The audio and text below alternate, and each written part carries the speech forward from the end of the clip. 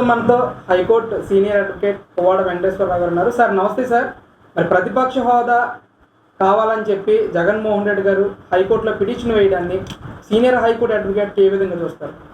Sir నమస్కారం sir. Jaganmohan Reddy గారు ప్రతిపక్ష హోదాను గురించి ఆంధ్రప్రదేశ్ సర్వోన్నత న్యాయస్థానంలో రిట్ పిటిషన్ దాఖలు చేసినట్టు తెలియవచ్చింది.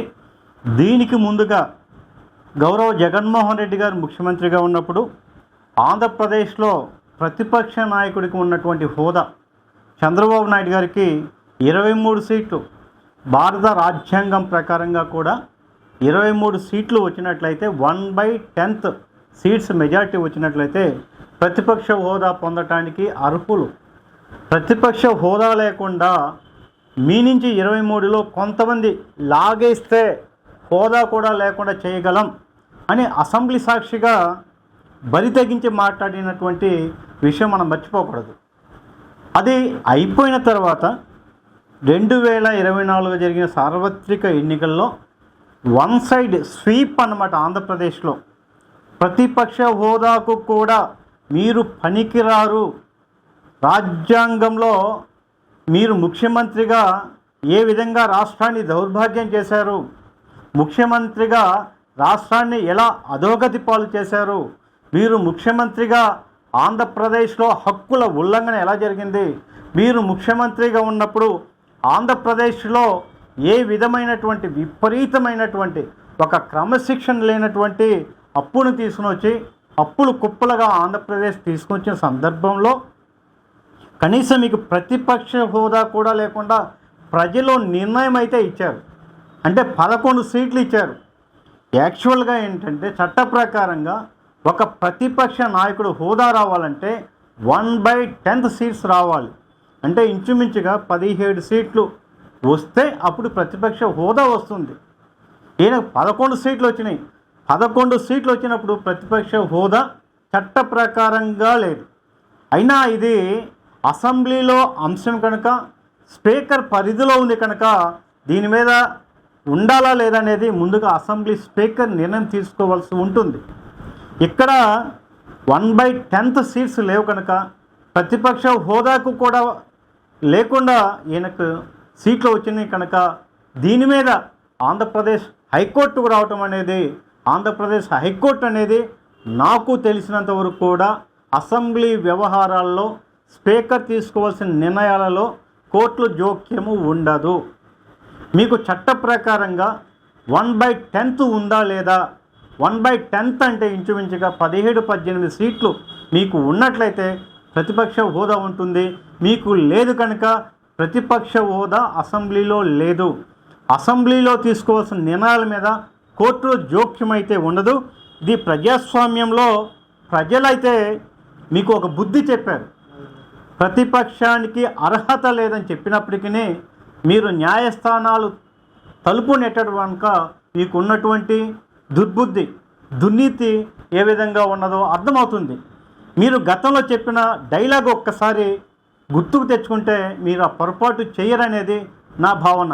ఎందుకంటే గతంలో 23 సీట్లు ఉండి ప్రజాస్వామ్యబద్ధంగా ఎన్నిక కాబట్టి ప్రతిపక్ష నాయకుడిగా ఉండటానికి సీట్లు వచ్చినా కూడా కొంతమందిని మేము లాగేస్తే మీకు ఆ హోదా లేదన్న చెప్పిన ఈ పెద్ద మనిషి ఈ విధంగా ఆంధ్రప్రదేశ్ సర్వోన్నత న్యాయస్థానానికి వెళ్ళటం తన దిగజారుడు చర్యకి ఒక కారణం అని చెప్పి నేను భావిస్తున్నాను.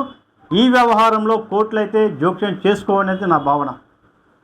సార్ అంటే ముఖ్యంగా ప్రజలు 11 సీట్లు ఇచ్చి ఆయనకు ప్రతిపక్ష హోదా కూడా లేకుండా ఇవ్వటం, ఈ తీర్పుని ఒకవైపు హైకోర్టు కానీ మీరు చెప్తున్నట్టుగా అలాగే స్పీకర్ కానీ మార్చే అవకాశం ఉంటుందంటారా? అసలు ప్రతిపక్ష నేత హోదా జగన్మోహన్ రెడ్డి గారికి వచ్చే అవకాశం ఉందంటారా అసలు ఏ పక్షంలోనైనా కానీ? అంటే ప్రజాస్వామ్యంలో అధికార పార్టీ, ప్రతిపక్ష పార్టీ అనేది రెండు ఒక బండికి 2 చక్రాలు లాంటివి. ఖచ్చితంగా కూడా ఏంటంటే ఒక అధికార పార్టీ ఎంత ఆవశ్యకత ఉందో ప్రతిపక్ష పార్టీ ఆవశ్యకత కూడా అంతే అవసరం.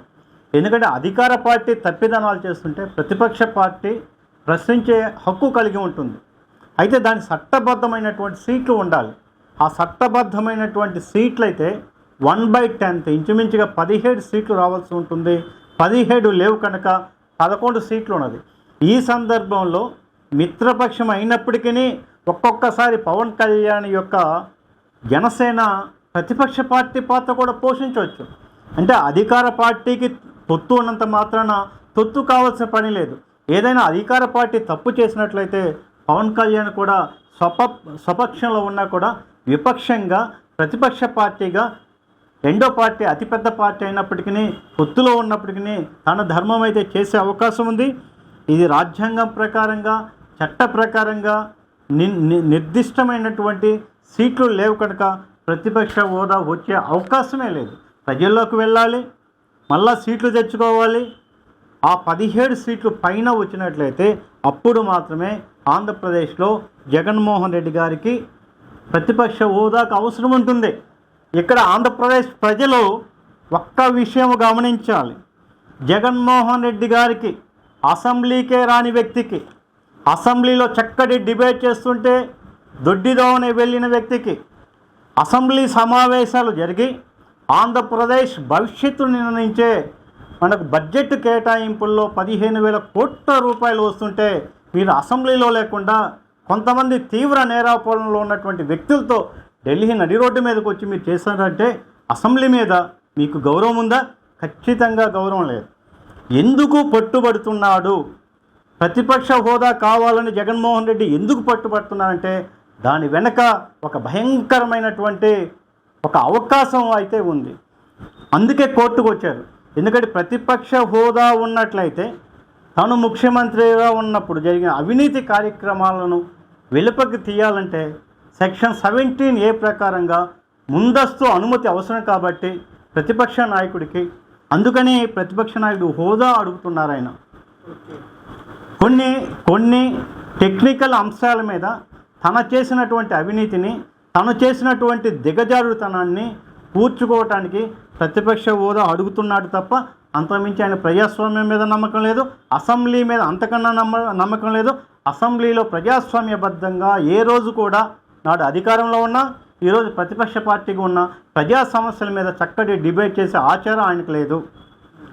సరే, ఇప్పుడు మీరు ఏదైతే మాట్లాడుతున్నారో 17A గురించి, ఇప్పుడు జగన్మోహన్ రెడ్డి గారి మీద కేసెస్ ఏమన్నా ఫైల్ చేస్తే ఇప్పుడు 17A వర్తించదు అంటారా ప్రతిపక్ష హోదా లేకపోతే?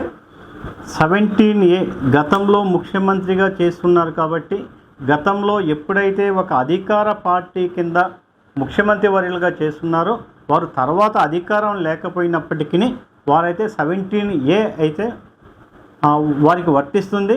ముందస్తుగా గవర్నర్ యొక్క అనుమతి తీసుకోవాల్సి ఉంటుంది. తీవ్ర నేరాపాలనలు, తీవ్ర అవినీతి, భయంకరమైనటువంటి అవినీతి ఆంధ్రప్రదేశ్లో ఏ ప్రభుత్వం చేయనంత అవినీతి జగన్మోహన్ రెడ్డి దగ్గర ఉన్నది కాబట్టి, ప్రైమా ఫేసిక్ ఉంది కాబట్టి భవిష్యత్తులో కేసులు అయితే వస్తాయి. గవర్నర్ కూడా ఖచ్చితంగా అనుమతిస్తారు. ఈరోజు ఇసుక కుంభకోణం చూడండి, ఎంత దారుణమైనటువంటి కుంభకోణం. వేల కోట్ల రూపాయల ప్రజాధనాన్ని ఇసుక కుమ్మేశారన్నమాట. ఎక్కడ నది అగబడితే, ఎక్కడ కాలువ అగబడితే అక్కడ ఇసుక దందా నడుస్తుంది. అంతేకాకుండా ఆంధ్రప్రదేశ్లో మరొక్క లక్షల కోట్ల సంపద లూటి కాబట్టది. అదే మద్యం పాలసీలో బిల్లింగ్ సిస్టమ్ లేదు, ఎక్కడ కూడా ఫోన్పే లేదు, గూగుల్ పే లేదు. అంతా కూడా బ్లాక్ అమౌంట్ మీద జగన్మోహన్ రెడ్డి అనుమానులకు సంబంధించిన కంపెనీలు మాత్రం ఇవన్నీ కొన్ని లక్షల కోట్ల అవినీతి ఏరులై పారింది. కాబట్టి ఇలాంటి వాటి మీద రాష్ట్ర గవర్నర్ ఖచ్చితంగా అనుమతిస్తారు. భవిష్యత్తులో సిబిఐ కేసులు ఉంటాయి, లేదా సిఐడి కేసులు ఉంటాయి. భవిష్యత్తులో ఇవన్నీ ప్రాసిక్యూట్ జరిగే అవకాశం ఉంటుంది.